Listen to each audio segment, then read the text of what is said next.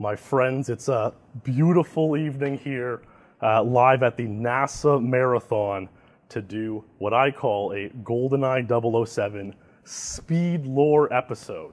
And if you don't know what this is, for the past year and a half or so, I've started to go over GoldenEye. It's a very storied speed game, like many of our speed games are, and recount the history, the lore behind one single level in the game. Obviously, GoldenEye is one of the speed games that's been played a lot. I would say it's one of very few games that's been played every single day for the past 20 years. Someone out there has been speedrunning it. And so each level has a very vast history of the players who've been involved, the strategies they've come up with, and all sorts of ways we've evolved speedrunning the game.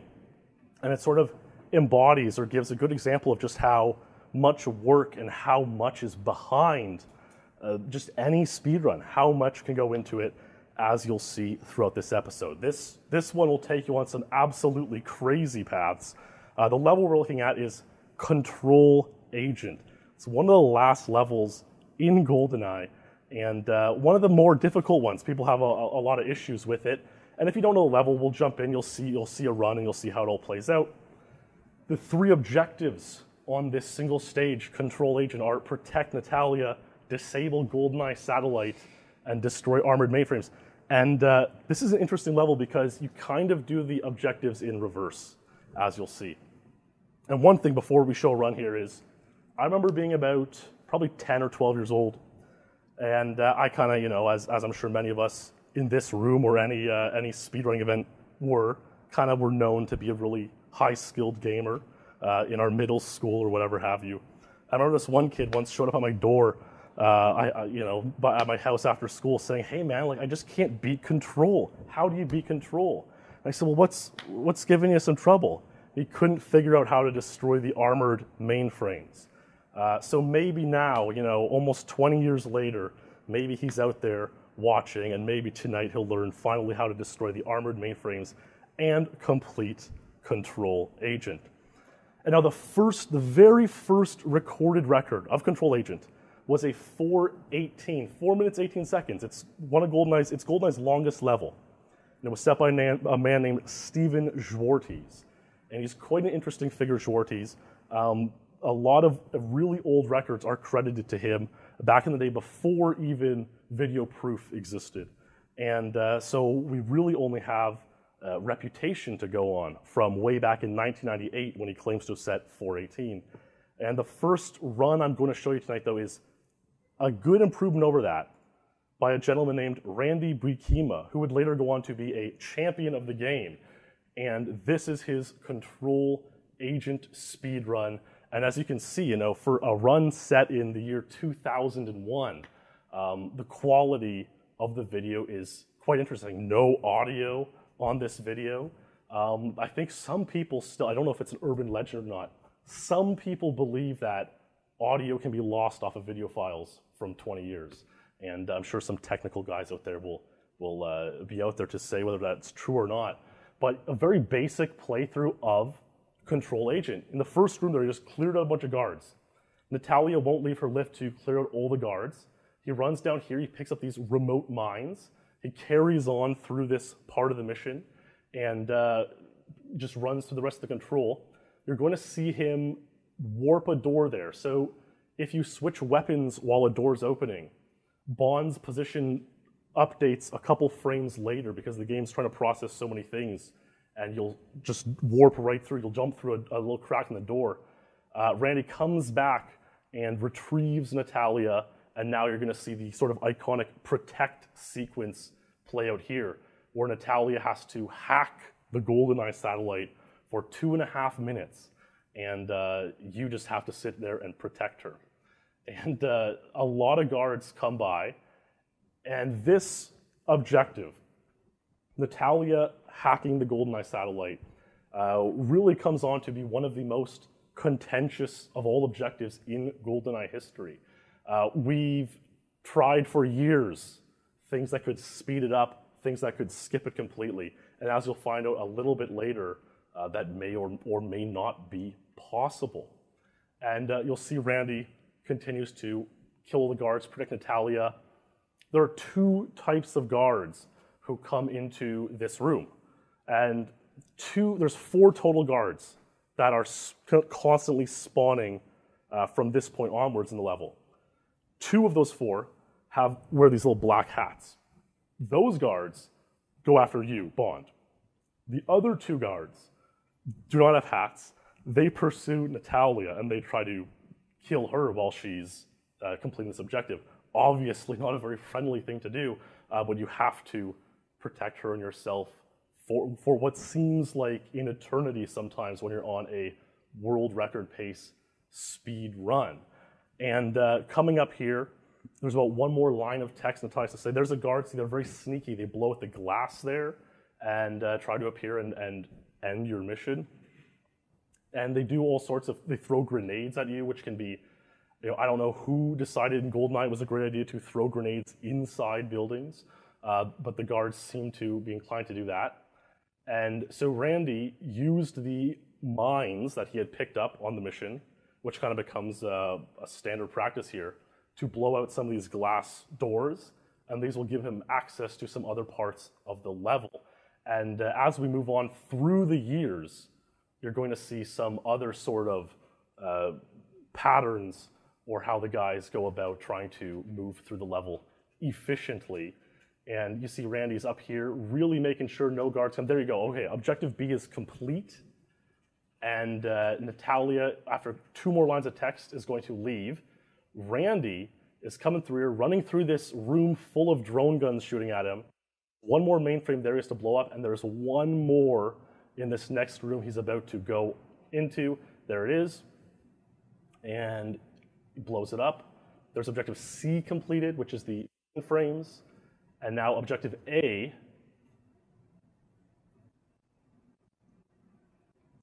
There you saw it barely pop up at the end there. And you may not be able to read the text on screen, but this is indeed a Control Agent 407 and one of the earliest records on the Control level. Now, the thing with Objective A that you saw complete at the very, very end there that is notable is that after Natalia finishes her Objective B hacking sequence, what is going on exactly is that she now has to leave her little computer that she was hacking, and she has to run back into the first room, this room here. And Objective A doesn't complete until she runs back into this room. And as we've come to learn, the minimum time it can take for her to do that is 17 seconds. And so, of course, to speed run, you're hoping it takes 17 seconds. And so what would happen over the next few years is that players would specifically enter the lift and hope that Natalia's Objective A completes on the same frame that they've jumped into the lift to maximize their speed, obviously, to get the fastest time. And that usually doesn't happen. The runs you're going to see tonight, it usually does happen because we're showing the world records through the history. But it's a level where you often play out a pile of runs, almost fail 95% of them, and that 1 run, you might get lucky and complete it at the end.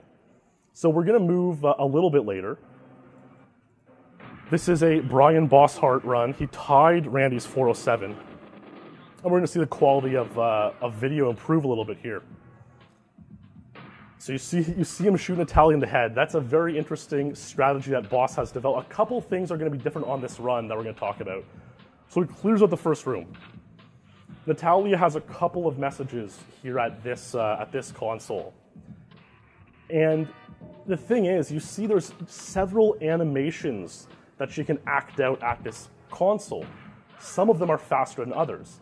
And so what can happen is that Natalia will have the second to last line of text, and then she can do one of 2 animations. One of them takes about a second longer than the other one.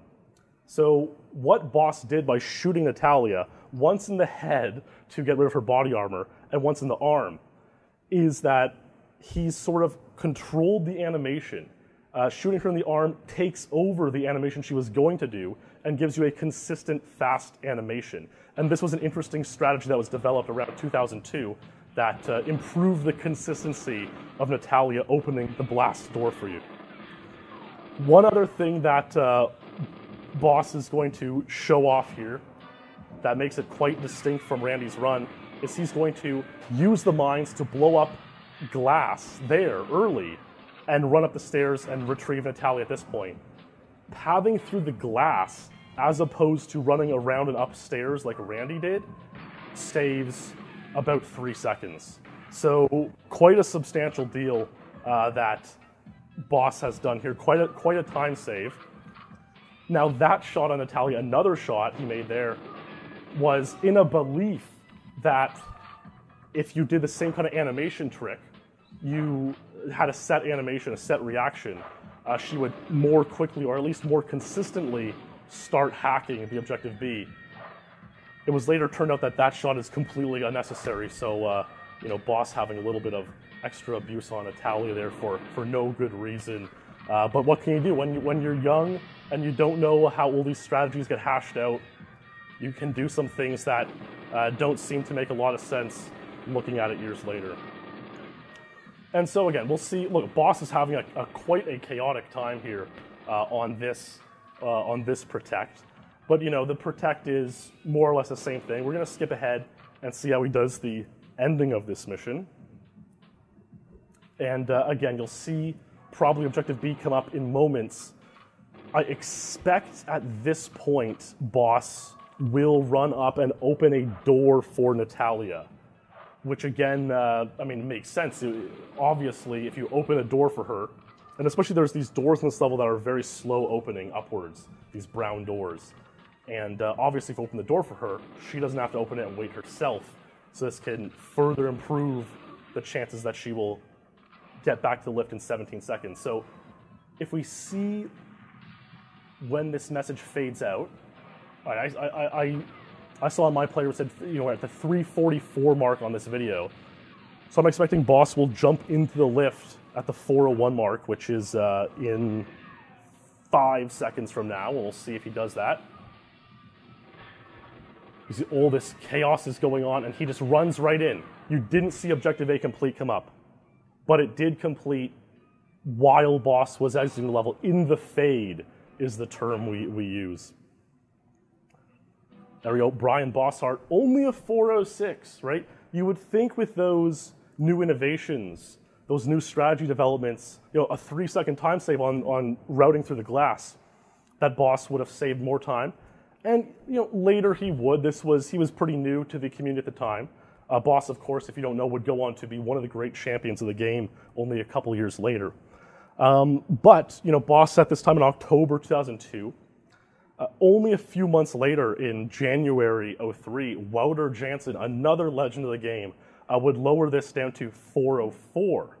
And you know, about a year would go by, and Bryan Bosshardt would get another remarkable run on Control, sort of finally bringing the level to kind of where it should be with all the modern strategies and innovations. And one thing I'll bring up now is that these 6 guards in this first room,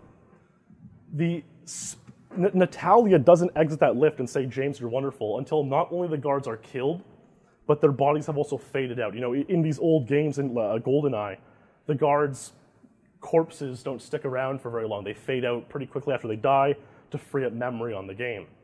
And the thing is, once you kill a guard, there's about 16 death animations they can have, which I did reenact on stream one night last year, all the death animations. And a lot of them are pretty silly. Some of them are, you know, they're there choking for 10 seconds or grabbing their groin in pain for 16 seconds. But there are about 8 of the 16 animations that take under 3 seconds to happen. And obviously, you want the faster animations to take place. Now, of those 8 fast ones, 4 of them are quite good. They're about 2.5 seconds. And there's 2 that are even faster than that take 2.3 and 2.1 seconds. So you really want, especially the last guard, to have one of the fastest possible animations so that Natalia will react and start running out of the mission, out of the lift as soon as possible. So we see Boss again pull off the shooting animation shenanigans, picks up the remote mines, and now you can kind of see there. The crate room is the room he just ran through with a bunch of guards and silver crates. And like, in theory, and this has been theorized for a very long time, in theory, you could skip the remote mines, save 1 or 2 seconds running to this area, the control room, and then hope that you farm 6 grenades or 8 grenades from guards over the course of the Protect, and use those to destroy the mainframes. The mainframes cannot be destroyed by shooting them. There has to be an explosion. And this has always been like a theoretical, insane strategy, which I'm sure in your speed game or many speed games people come up with, and it's one that never practically came to fruition because, well, for one, it's less likely you'll farm a grenade early enough that you can self-boost through the glass, like we saw was a strategy Boss used to cut 3 seconds. And then just the act of farming 6 grenades is absurd. Guards, maybe 1 in 50 times will pull a grenade. So to have, you do see 20 plus guards come out through the course of the mission, and you can kind of like avoid shots and bait them into doing a new animation and possibly pulling a grenade. But it's a great idea, but not viable. And it's one of those ideas that kind of is more fitting through, the early process of a stage's development. As time goes on, you realize like there are so many other things to optimize, and such a strategy is just not going to happen. It's too insane. And now this was at a time Boss was pretty much in his prime here, and you'll see he's blown up a desk there, hopefully to have Natalia not get stuck on it. So really a lot of thinking ahead. Again, we'll see the message, this good luck James message disappear. And 17 seconds later, Boss is going to enter the lift at the end of the level and hope Natalia escapes. And when you're playing this, she would not want to cooperate. Like, the thing is, like, obviously if a guard gets in her way, if there's any kind of thing the game's memory is distracted by, she might take another route. But of course, it's a world record run, and Boss completed this remarkable 4 minutes on Control. A cut of 6 seconds off of the last run you saw. So very, very impressive. And Boss really dropped this record into the sort of modern era at the time, 2004. Now, Boss actually, the guy is a legend in the GoldenEye community. In June 2004, when he set this record, he had actually completed 9 untied world records on Control across the 3 difficulties. Untied means that, to the full second, nobody else has it tied. He had 402, 418, and 422 between Agent, Secret Agent, and Double Agent, and he dropped them down to 4 minutes, 413, and 417. A lot of time cut, a lot of time saved, and really this is prime Bryan Bosshardt. But of course, not all things last. In 2004, 2005, we saw a lot of new talent come to GoldenEye. Guys like Ilari, Pekala, Ilu, everyone loves him in the SpeedLore episodes. Perfect Ace, David Clemens, myself, all these guys came along who were capable of getting pretty decent records in the game. And Ilu eventually would tie this 4 minutes in November 2006. Well, what would you have it there? There's this old thread that Boss made in December 06, only weeks later, and he says, I will be able to play again in a week because the end of the semester is near. What should I play? And he has a few options in mind: Runway 00, Statue 00, Control Agent. Needless to say, such a legendary champion would eventually get an untied world record on all 3 of these stages.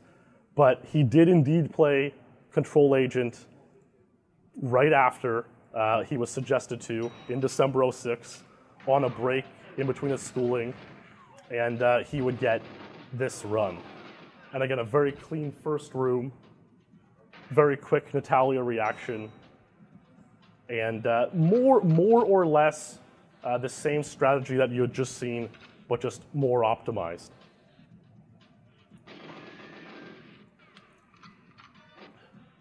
Now, one thing that he does here, and he did this on the 4 minutes as well, that was a little bit different than Randy's video, was when you retrieve Natalia, you have a little bit of time here. So you can throw a mine in this room, take out the 2 drones. You can see Boss is very low health, and this just makes it a little tiny bit easier, a little bit cleaner at the ending. You're not going to have so much guard distraction.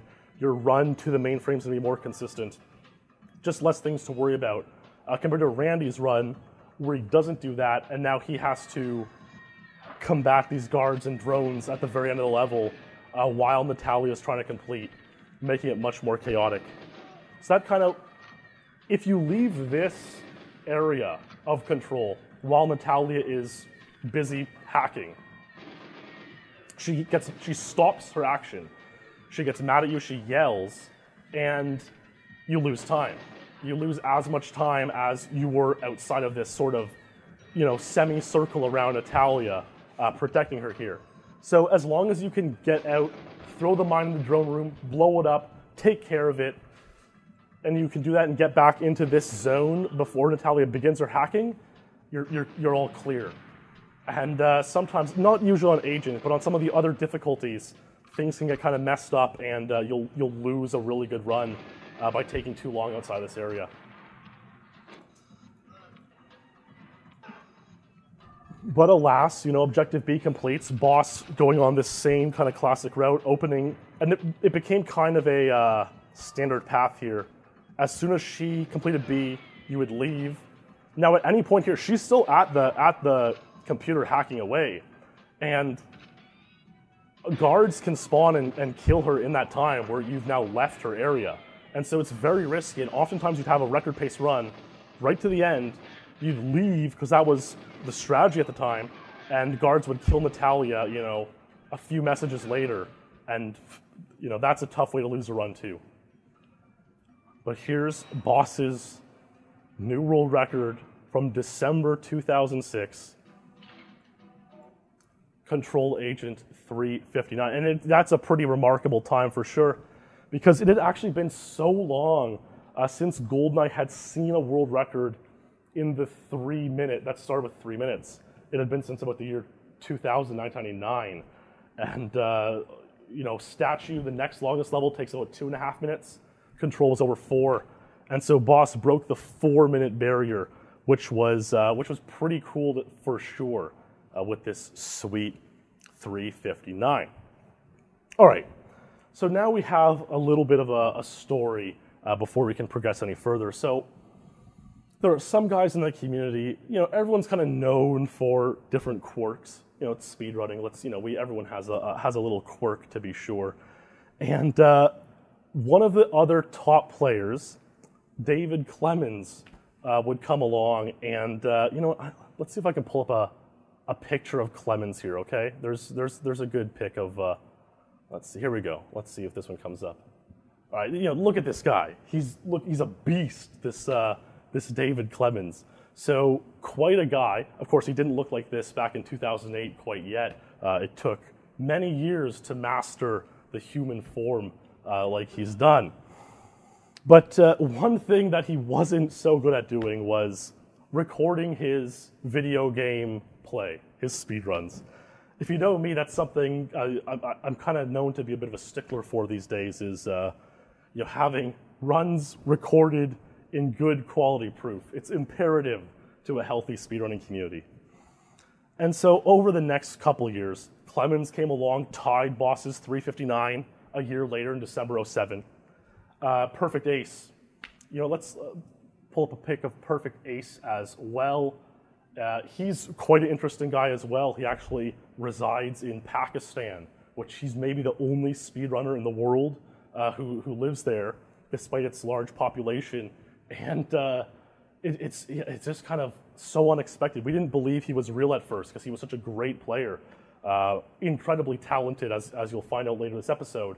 And he came along when he was 10 years old to the community. And when he was 13 years old, he tied Boss's 3:59. And so there was a little bit of a back and forth between Ace and Clemens on who would be the one to get 3:58.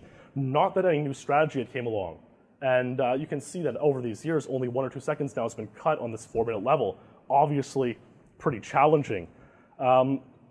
So one other guy, I should mention, Dan Cervone, who's a legend in his own right, tied 3:59 as well, right around the same time as Ace. And kind of a similar situation to Boss. Cervone played a lot in high school and college, and not so much later. And 3:59 was one of his really best records, his best records later on in his career, after he only kind of played during college breaks and whatnot. And we made it to 2009. And, well, you know, what happened? Obviously, David Clemens achieved 3:58, but you'll hear what happened to the video. Something messed up with the recording, as was kind of typical for Clemens at the time. Now, Ace would tie the 3:58, but it would be about a year later. So for a long time, we had no video evidence of 3:58. And it was just kind of the way it was back then. Like, you didn't always have video quality videos of your speedruns. But alas, in June 2010, Clemens put out this video. You can read the title, and I'll let him commentate through this video. Of course, it was 2010. The internet was a much different time, so there is some, language that may not pass today, but nothing too offensive. So, cover your ears if you're mild, but otherwise, enjoy this run from Clemens.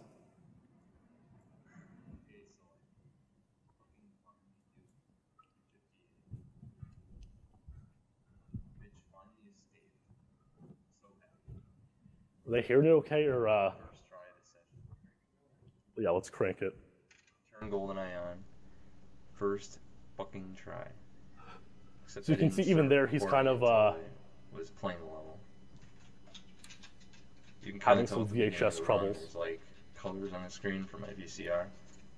But anyway, I got the best death from the last guard here, right?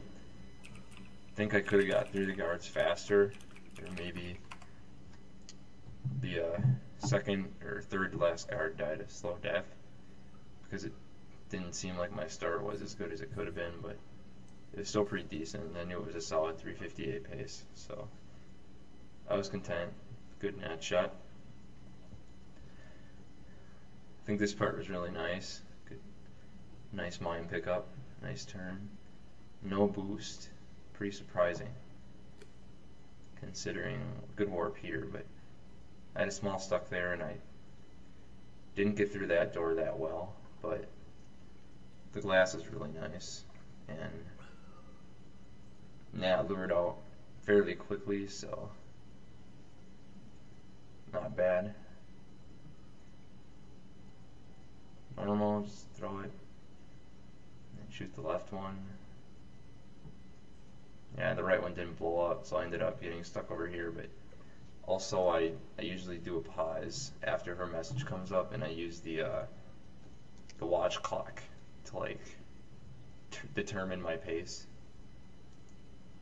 because if the second hand is on the 4, then that should be about 3:58 pace. So it was on the 4 on this run, so I knew it had a good shot, because the music was pretty annoying, so I just wanted to skip it. I got way more nerves, and the ending is just ridiculous with the music on, because it just glitches up anyway, and you can't even tell what your pace is. So it's just more of a nuisance, actually, I think, than anything really.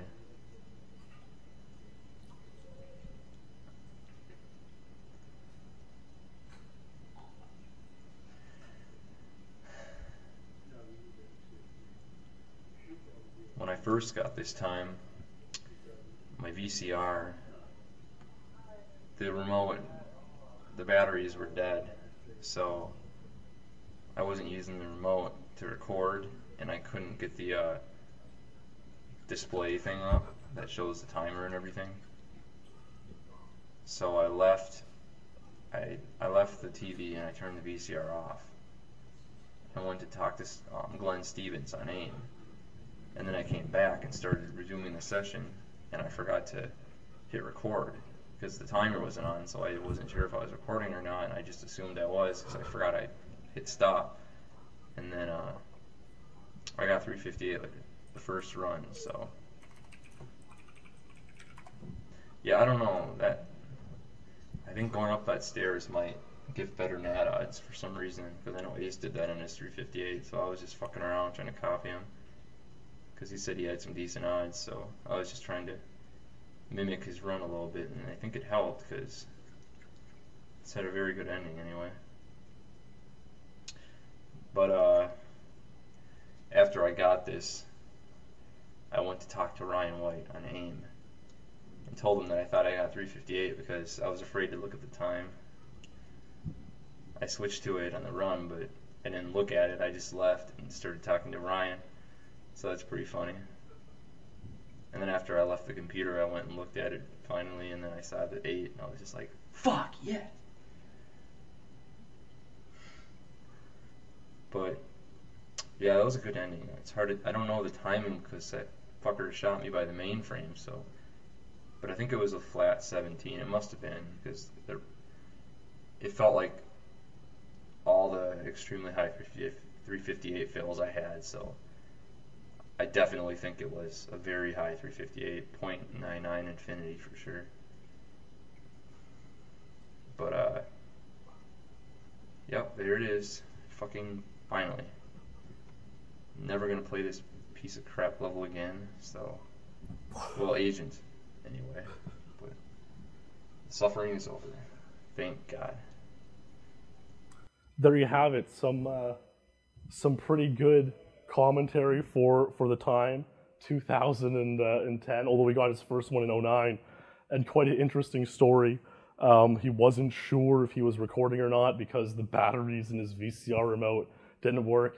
It's just kind of a classic. If you were around in the speedrunning world back then, you would have seen similar. And you can see now, if we look at the control rankings from this era of 2009, Clemens has the Untitled Agent. Clemens and Ace have tied records on Secret and 00 Agent. So really a rivalry, and I'm almost kind of understating how challenging 358 was to get. No strategy innovation, just pure optimization, and barely getting a 358. Clemens was really, really happy with that run. And 358 was so good, no joke, that over the next 5 years, from 2009 to 2014, only Clemens, Ace, and Mark Rutsu, arguably the 3 best players ever, would tie 358. So that shows you how strong of a time Clemens got back in the day. All right, now I'm going to have you listen to an interesting, somewhat interesting clip here of. I was lucky last year to talk to the Dr. Doak, one of the guys who created GoldenEye. And we spoke for several hours just about the game, about the community, all this kind of stuff. And, he could give me this really intense insight on how the game was made, how strategies might be possible. And I talked to him about the possibility of sequence breaking that Natalia Objective B hacking sequence, which takes over 2 minutes. And this is sort of his explanation as to why it is or isn't possible. Each of those little scripts gets to do something. So it's like the thinking, it's called a thread, the thinking that the game is doing just gets passed around between all of them, and they get to do one thing, and then or get to do a little bit, and then they hand the control back. So that in this is like Natalia's doing, she's saying this, and then hands control back to the tick, to the game, and then a third of the second it comes back round to her and says, well, what do you want to do now? And she says, well, I'm just waiting for this counter, so it goes away again. And then you get down to that one bottom where it says, below that green writing, yeah? Yep. Resume if return value loop met. If cycle counter greater than value, this is the final counter on you. Then she says, I've did it. The satellite orbit is decaying. And then the next thing she does immediately is set objective bits, if true, objective 2. So when that timer gets to a certain value, she displays that text and she sets that objective to be completed. Yeah, no, I definitely follow Yeah. what's going on in the script now, yeah. But that is the part that decides whether that objective is done. So killing the guards or doing other things won't make that go any faster. Yes. It's just she's just sitting there watching an alarm clock. And so that's the key, is that literally the way the game was programmed was that there's no sort of, like the classic sequence break is in Ocarina of Time. You warp from the Deku Tree to Ganon's castle because of the way values in the doors are stored and added up and all this crazy stuff. So you would hope that maybe that was the case in GoldenEye, and by doing some sort of shenanigans, we can break the sequence. But the way that objective was programmed was literally Natalia is standing at the computer, hacking the objective. What's really happening is she's just counting up frames on a timer. And that's all she's doing. And once she's reached a certain amount, the objective completes. And might there be a way to speed up or alter how the game counts frames? Like, maybe some genius, some sock folder type is out there who can figure it out. But when we learned this, we really realized, like, okay, there's no hope in cutting out that 2+ minutes from the middle of this level. She's just counting frames, and what can you do? And now, one kind of reason that's relevant is if we look back on the total timer of the rankings in GoldenEye history, is if you add up all of these times on the screen here, every single record throughout the ages, in 2009 they added up to roughly 1 hour 13 minutes. That's called the total timer of the game, of the overall combined time. And so it's kind of like a community collaborative goal to get as many records as possible, lower that as much as possible. And even back in 2001, we thought, okay, all 60 levels added up, we might be able to get into the 1 hour 11 minute range or so. And I mean, that's where we are today. And we kind of foresaw this. But sort of always the ace in the hole was that if we could break control, maybe we could get the overall timer lower. And so there were many efforts to do just that and break control over the years. And well, where does the story go next? In early 2014, one of the most controversial moments, it's certainly in recent Elite community history, took place.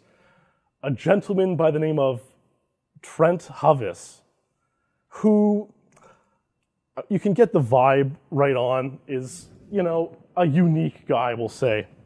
He came up with a strategy once that involved playing with 2 controllers plugged into your Nintendo 64, and with the second controller dismantled, and pushing on the circuitry of the second controller, which would distort the timer on some levels. And he showed videos and claimed a few untied world records using that strategy. Immediately when, and he kind of teased us for a week, let us on, oh, I have this insane strategy, it's saving all this time, I'm getting untied records. And it was really quite a wild goose chase. And when it was finally revealed what he had done, everyone in the community was like, dude, are you serious? Like, there's no way we're gonna allow this distorting the second controller's circuitry. This is absurd, Trent. This is the kind of guy he was. And so one day, in early 2014, he posted this video claiming that he had broken Control Agent, not in the way that we were hoping by skipping Natalia's hacking sequence, but if you watch carefully on screen here, I mean, this is just bizarre. I once called a Mark Rutsu apartment tour video something out of a shock snuff film. I think this may be that may be a better description of this video in particular. And so you see Trent jumps in here and wiggles around after Natalia's left, and Natalia has not moved as far as she normally would, which is, did Trent find a new strategy? And now instead of Natalia operating that console, she just runs straight through these blast doors and goes to the main hacking area.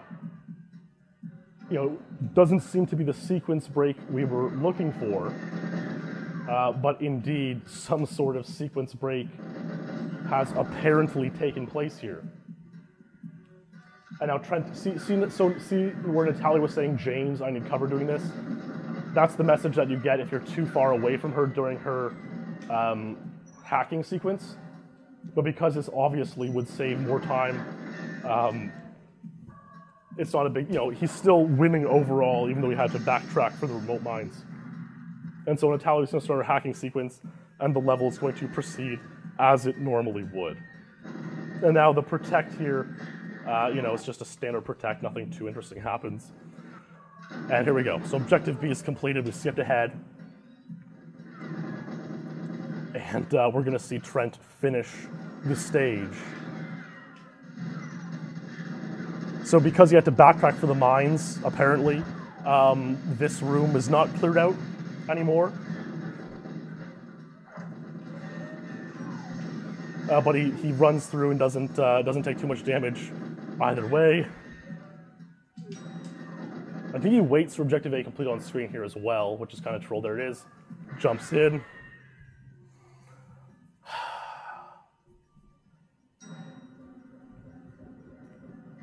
And what do we have here? The record's 358, by the way. A bit of a slow roll, I think we get from Trent here.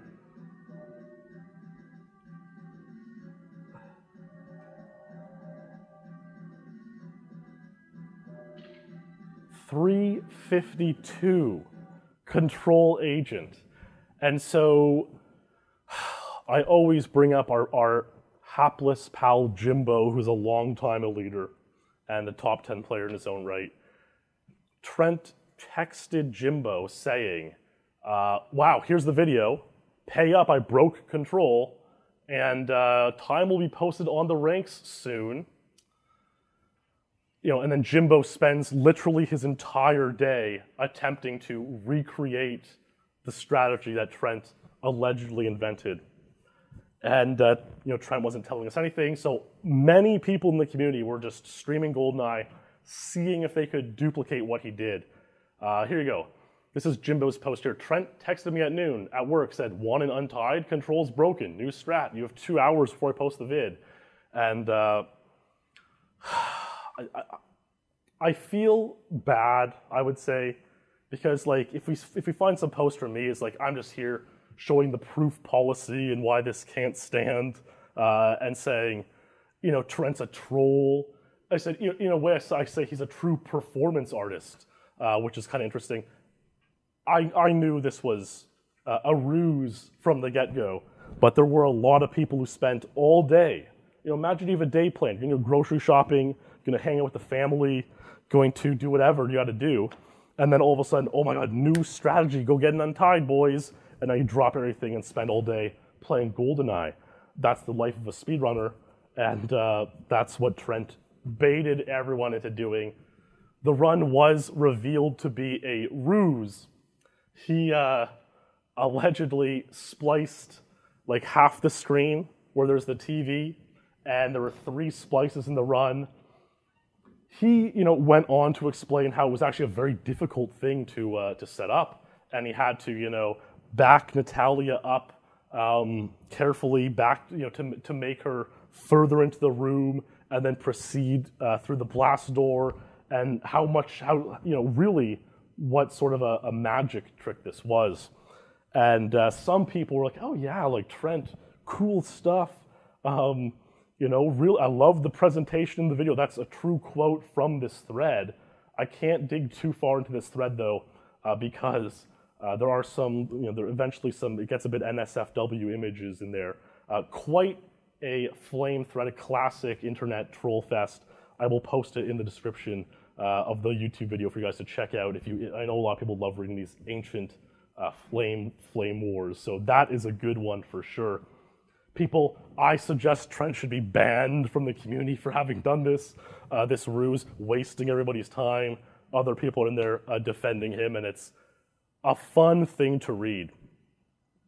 To get my point across, or should I say, someone by the name of Zenith Legend, who sounds a lot like another person's rendition of Cowan Hames, released this video a few days later. And again, you know, who knows? Is it legit or not? We'll see. Hello everyone. It's Zenith Legend here, with a new control strategy. I'm playing the level on Agent, and I've discovered a new strategy that can take the game down into a low 3-minute, maybe a high 250. I'm gonna show you the strategy here. Control's just totally broken now. You know, it's so broken. It's like someone who's just been, you know, they've been broken up with, they've been divorced. It's more broken than Endgamer's soul. I'm gonna show you the strategy. You know, I'm kind of going slow in the first room because, you know, I'll let you guys have a shot at the Untied if you want. You know, so this run's not very fast, but it's, you know, it's a low 3-minute run, no big deal. Really, really easy strategy I just discovered. So you start out the level like normal, you know? And I'm not gonna show you the whole thing, you know, I'm gonna give you guys a few hours to figure it out yourself. But, yeah, you start the level kind of normal, you know? But now here's one of the differences. You go and retrieve Natalia. And now this computer is very interesting, you know? If you shoot, I'm gonna shoot once here, and I'm pressing B now. And, like, I'm not reloading. And again, even though it's destroyed, I'm not reloading. So the game clearly is taking some action there, you know? There's some action the game is processing you at the computer. And as it turns out, there's something, if you do here, to add on to that action that, you know, completes the level, kind of skips Natalia's objective B. So I'm going to pause here in a second once the alarm goes off. Yep, and now I'm going to cut the video briefly. And, you know, I'm going to leave it up to you guys to figure out what goes on here. But it's really obvious, and if you've been paying enough attention, you should easily be able to figure out what I've done here to get Natalia to leave early. You know, 25 years after this game's release, I just come up with these strategies like no problem. Because I'm fucking Zenith Legend. You know, and it's like, you gotta do what you gotta do. You know, this is, it doesn't matter what's healthy for the community. All that matters is important strategies and developments in the game. So as you can see there, Natalia is now running up, and you leave now. And, you know, I leave a little bit slow.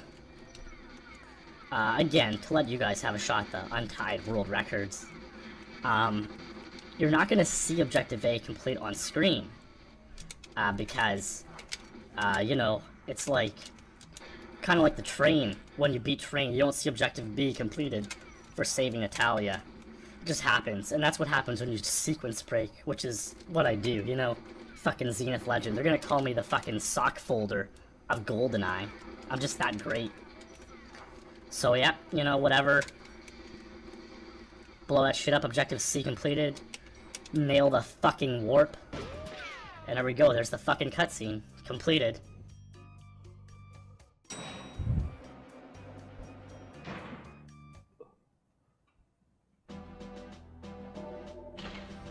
And there's my time. So, easy peasy strategy. You know, really simple. I think you guys should be able to figure out what I did pretty easily there. So, have fun. Ha ha ha ha ha ha. Quite a video. Certainly now. I don't know if you guys can see it. Okay, you can see the last name there is Ramirez on this YouTube channel. Also, years ago, you know, sometimes you gotta have fun with your online communities occasionally. And about a year or two before this, what is a common thing that some players will do is they'll try to make an alt account, a fresh GoldenEye account on the rankings with a fake name and get some like really bad records and post them And like you see how far you could go with it, right? And a number of people have done this over the past, decade or two. And I decided to make an account name. The name I used was Justin Bieber Ramirez. You know, I read somewhere that in South America, often people will be named after celebrities. So you'll actually have people named Michael Jackson Gonzalez or similar. So I made an account, Justin Bieber Ramirez, and I submitted with this broken English saying I was from Colombia. And for some reason, unknown reason, the administrator of the Elite, at the time his name was Your Eliteness, he actually designed the rankings. He's long gone from the community now. He believed it. He believed there was honestly this 13-year-old kid named Justin Bieber Ramirez wanting to join the rankings. And so he accepted it on the ranks. And eventually our poor pal Justin Bieber Ramirez was banned from the rankings after he posted only a damn Agent 58, which was terrible, and then a Runway Agent 23, which is, an okay time. Didn't last too long, but the account, the YouTube account, I guess he lent his YouTube account to Zenith Legend, who posted this sequence broken control run, and the rest is history, shall we say. Obviously, a huge troll, a fun troll. I had a good time with it, and just kind of mocking Trent and the people who kind of were having fun with that as well. It's kind of like we can all have fun the same way, and you kind of have these like unnecessary rivalries. It's like why did I dislike what Trent was doing so much when here I am doing similar, right? And so, you gotta think like, let's just have fun, and we'd have a lot of fun with Control in the following few months, because all this trollery, all this banter, what it would do is it would inspire people to actually go and try to do things on Control. A lot happened. A lot took place. Here is an interesting thing, and this was sort of in works for years. On other levels, we had times where we would throw a mine or an explosive through a wall, and we didn't really understand it. But here's Henrik, our TASer, the GoldenEye's main TASer, showing that you can indeed throw a mine through the wall here and destroy this mainframe. So you can do that earlier, and you don't have to do it after Natalia's finished her protect. You can do it before. Here's another mine throw for another mainframe. And what this will show is now we can do all the mainframes during the protect sequence. We don't have to do them before or after. And now that doesn't directly save any time, but it certainly makes it a little bit more consistent. And another one here is sort of this whole idea of injuring Natalia with certain limb hits and leg hits. She'll back up. And so if you can back her away from her main hacking console, well, now she's even a little bit closer to the ending.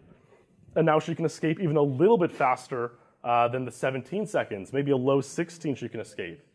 And so there's all this kind of stuff that starts adding up, that starts steamrolling to the point where we might be able to do something about it. And again, this is actually, ironically, a Trent video that isn't a troll, but he discovered you don't need to shoot Natalia in the beginning to hit the consistent animation. As long as you kind of unload her and then look at a certain time, you can have the consistent fast animation open the door. What all of this put together ended up meaning was that you could now complete all the mainframes during the protect sequence. You could back Natalia up pretty far away from her hacking console, and you could really be close to Natalia and watch her leave. And the result of this all happening was that because less is kind of going on the level, there's less things that can go wrong because you've sorted out so much beforehand. Natalia almost always now consistently escaped in 17 seconds or less. Almost. So you took a level where the ending objective, which was a 1 in 100 thing, now is almost 100%. which is a pretty big deal. Before this, Ace, Mark Rutsu, Clemens, only 3 guys had 58. They all spent a ton of time going for 357, 100 hours each almost. Mark, I used to watch some of Mark's Control 357 attempt streams were some of the best ever, and he couldn't do it. This strategy came along, and everything changed, and we're going to watch a run that came of it. Almost immediately, a couple guys, Ilu, myself, and Jimmy Bauer tied the 358 record with these new strategies. And again, it's not saving minutes, but in the realm of speedrunning, a few seconds, even just making a second more consistent, is a big deal. And you know, the record's 358. What will consistency do? It might just allow us to push a little bit further. You know, like I said, if Mark and Ace were getting tons of 357 failed runs, but never completing them, well, now that the ending's consistent, they can probably complete one of them. And that is what you are going to see here. Perfect Ace completing a run with the new strategies. You had a couple mines, you can do self-boost like he was doing there. Blow up the glass, bingo up the ramp, retrieve Natalia. Now there was some stuff as well with like Natalia's, even her motion from when you retrieve her until she comes down the stairs here. It was inconsistent. And all these things had to be hashed out to discover, you know, exactly where to look, exactly when to turn away from her. So that mine throw blew up that far mainframe. That's taken care of. That's a big deal. This mine throw is going to blow up this mainframe. Objective C completed. Now he's ready to rock. Now a lot of guards come by because this is going to get a little bit more chaotic here. But Ace will manage it pretty well.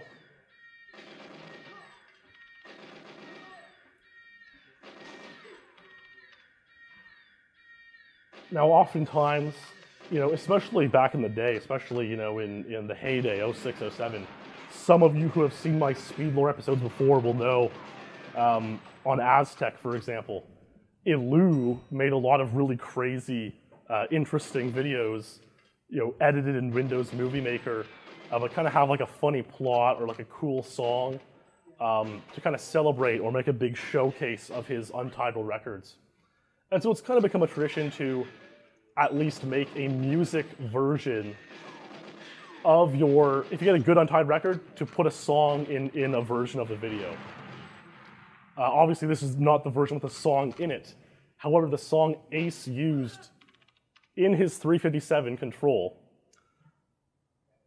you know, Ace and I loved at the time, the movie Frozen had just come out a few months earlier, and we loved Frozen. It was our favorite movie, and we loved the songs in it. And so I told Ace, like, dude, if you get 357 on Control Agent, you gotta use Let It Go in your video.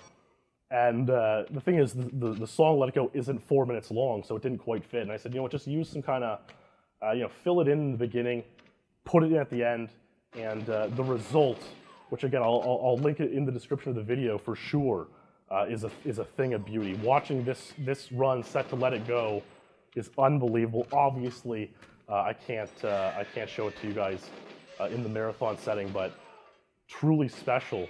And especially the ending of it was really remarkable. So Ace jumps up here to open the door for Natalia. He, okay, so now he's watching Natalia go up the stairs. And he's skipping all of the sequence at the end now. You know, not sequence, but all of the mainframe that's blowing up. He's taking care of that. So now he can just go here, wait, you know, until 16 seconds after Natalia's speech has disappeared, and jump in the lift. And he watches the cutscene. And that dinging of that door at the end of Control. If you're familiar with the sequence of Let It Go from the movie Frozen, you know, Queen Elsa does this crazy, you know, makes a snow castle and lets it go and climbs the mountain. At the very end of the sequence, she slams the door behind her, has this kind of twinkle sound, and it's the end of the sequence. and Ace synchronized that part of Let It Go with the door closing on Control, and it was a thing of beauty to behold, to be sure. And we were treated after all of that to Control Agent 357. What a legendary run of beauty. Where do we go from there? Obviously, the thing is, like, you got to keep in mind, obviously, about a second save at the ending of this run. So, you know, there's obviously some good time to gain from Natalia being closer to the ending, about a second. And then just the sake of consistency, it could probably be pushed even lower, right? And so in a couple days, we saw guys like Ace and Jimmy Bauer and Luke Pettit, and they all tied 357. But it would be pushed even further by the madman David Clemens himself. And, well, you know, what's Clemens's quirk again? In the year 2014, even though he had found batteries for his VCR, hopefully, something else happened. And this is what David Clemens's Control speedrun in the year 2014 looks like. And I just shake my head, to be honest. It's like, okay, I sort of have like a bit of a reputation, I guess, in the speedrunning community. Some people think it's rude of me to push for better quality captured videos. Some people think this is, you know, that my stance is sort of careless of, at least not mindful of wealth inequality, we'll say, right? Some people can't afford capture equipment. I mean, the thing is, sure, and if that's the case, then I genuinely feel sorry, and you know, I think there could be a lot of initiatives of some of the wealthier speedrunners to buy capture cards for some of the less fortunate. That's fine. Clemens, though, is not one of these men. Clemens, you know, he's certainly a middle class guy. He could buy a capture card, and for a long time he just played for himself only, not really caring about the quality of his run, we'll say, and obviously bothered me to no end. And not only that, but at the time, this was only about a year and a half after the whole Henning Blom situation, which is where... seriously just not blow it up? Henning, oh, that he can't back up because there's a guard in the way. There we go, objective C completed. Jesus Christ. What the fuck? That was so weird. In the first SpeedLore episode I did on Frigate Secret Agent, we focused on Henning Blom and how he spliced numerous GoldenEye runs and denied them for months to come, and was found with more splices, was eventually removed from the rankings, and a whole proof policy was developed on how to deal with video quality, how to avoid this kind of thing from being a continual problem in the community. So in 2013, we decided you have to capture your gameplay, especially when it comes to untitled records.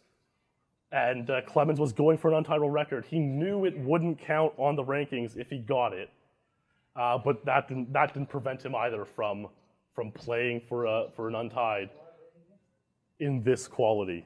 You know, I think it's literally like a 360p, you know, Microsoft live chat webcam pointed at a CRT on an angle from afar.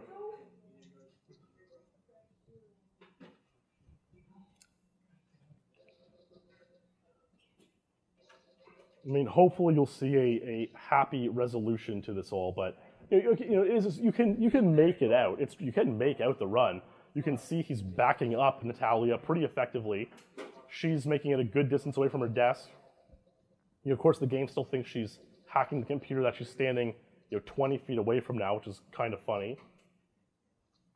And now he's doing a very advanced strategy where he is injuring guards. And so what he's hoping to do here is sync up all of their killing so that they all die right now where B completes. They take a little while to respawn and rejoin the area. So he's kind of really set that up so now there's no guards who can get in Natalia's way. Really, really good stuff. And now all he has to do is run to the end and jump out in 16 and a half seconds.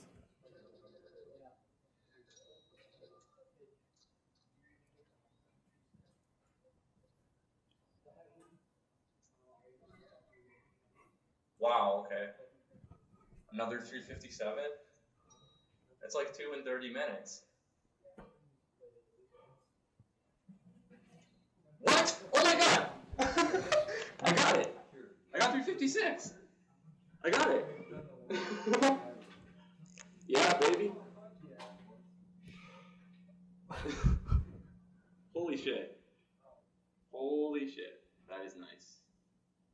That is nice. Okay. It is nice, Clemens. However, it was really the first time that the new proof policy was tested and an untied world record was rejected from the rankings for not meeting the adequate quality standards. And so, didn't count.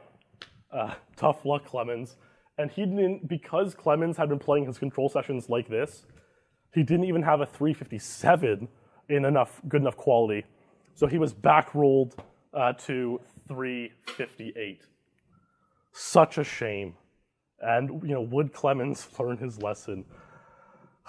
Okay, obviously a lot of strategizing was going on. A lot of people were still playing control.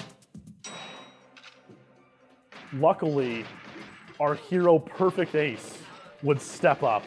And only a week later, in March 2014, March 15, 2014, Ace indeed would... Oh, you hear that? See, you can tell how good your start is, how fast the guards had died, based on the ding of the elevator. And where it was in that run is pretty much as good as you're ever going to get. So this is like a perfect start. And then Ace just carries on beautifully. And, he would step up and get a 356 in adequate quality, which is pretty nice.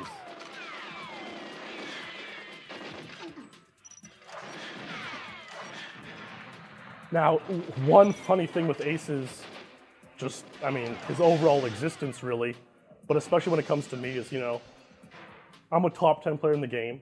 I consider myself pretty decent given how much competition there's been over the years. But a guy like Ace always has the best of me. And on Control, when I got 358, which was my first time ever getting a record on Control, a world record, Ace got 357 the next day, removing my record. I would then go for 357 for a week. And even though Clemens had 356 and we all knew he did, it wasn't on the rankings. So if I got 357, it technically would have been a world record.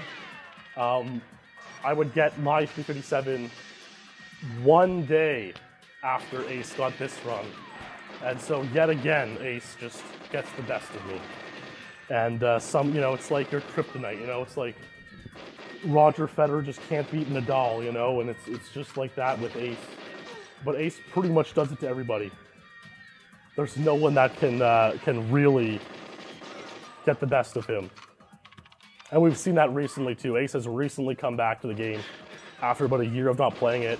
Immediately got another untied world record. The guy is just too good for words.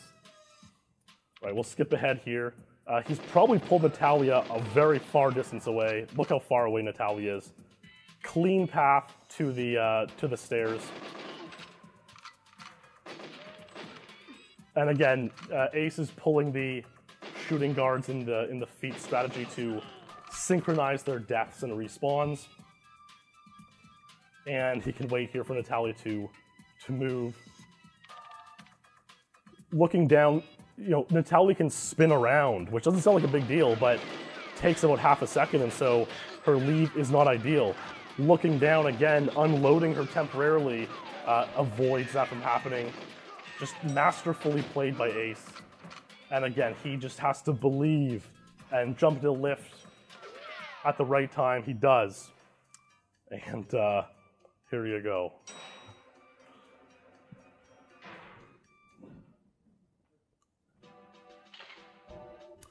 Control Agent 356. What a truly remarkable speedrun that is by Perfect Ace. A couple more guys would get 356 over the next couple years. And, you know, Ilu would do it, really, really talented runner. Another guy, Wotus.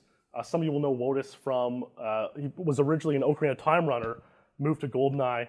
You know, this is the world record thread, very, very special thread. You can only post in here if you have a world record, and people post all sorts of strange things. It's a treat to post here. And so Wotus is an astrophysicist. He photoshopped, it's I guess from a Mars lander mission, and you can see it says Control 356 there, him and Clemens shaking hands. Just kind of a funny thing we do in the community. I'm sure if you're around speedrunning, you've seen little fun things like that as well. So kind of pretty cute run he had. And there's one more run I have to show to conclude the story of Control Agent SpeedLore. And, well, it wouldn't fit any better than this, you know? So like I said, Clemens originally got 356, didn't count. Ace got it proven. Ilu, Wotus, Luke Sklar's would tie it. And that's it. To this day, only those 5 have ever done 356. But for Redemption, earlier last year, our pal David Clemens wanted, you know, he realized his misdoings, his misdeeds. He said, you know, I have to prove myself, I have to replicate Control 356. And so here he is, attempting to do so.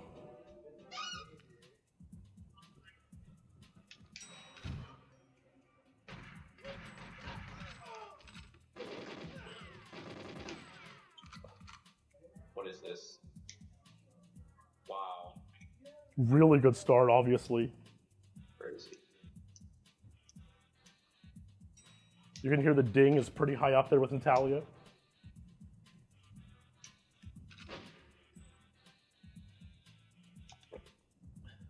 Good run, just really good run.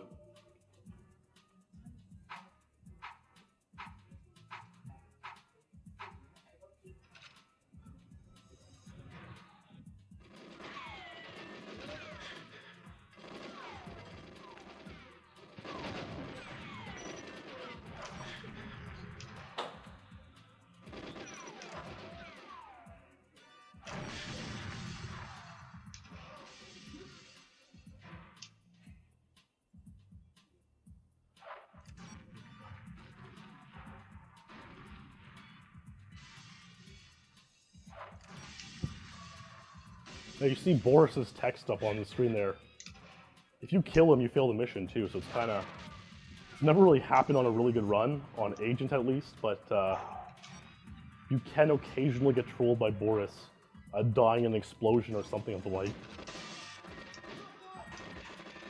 And now we have 2 minutes of chaos for Clemens on his run for redemption.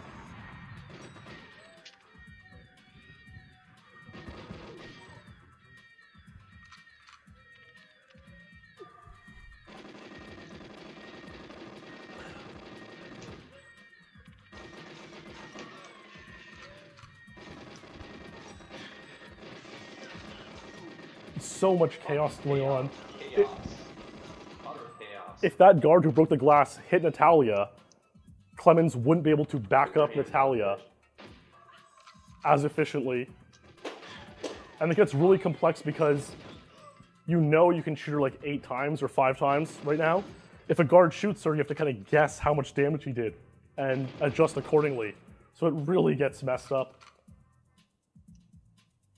He's going for the arm hit, which is a little bit more difficult than the leg hit, but backs up her a little bit further. The thing is she moves her arms a lot, so it's, again, more difficult.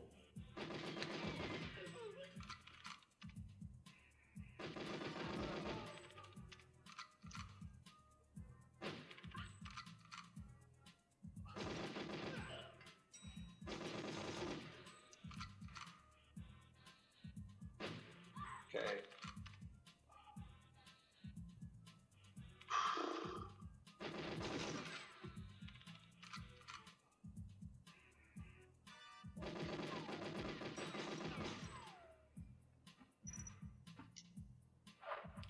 Very intelligent strat there, throwing the mine at those guards, clears out some more distraction later on the level, making the ending even more clean. And occasionally that might lure some guards to open that door for him. Not that it saves time, but just, again, one less thing to worry about. Clemens probably, there we go, there's objective be completed, so now Clemens is hoping to have not troll guard spawns. Clears that one, he's looking good, looks down. Now watch his timer, right? Good luck James disappears at about 122.03, a high 03. He can probably go in at a low 19. Let's see if he jumps in on low 19 here.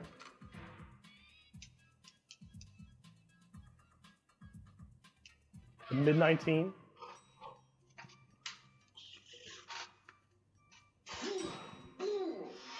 I think this is it. I think this is it. Yes. Got it. Fucking top 5 reaction. Fucking top 5 reaction, dude. Alright. Fucking done with this shit. I knew I had it. I fucking knew that was it. I fucking knew it.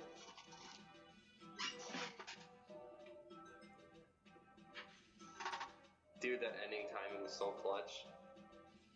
I knew I had to go in at a high 19. I actually looked at the decimal. So I knew I had to go in at a high 19.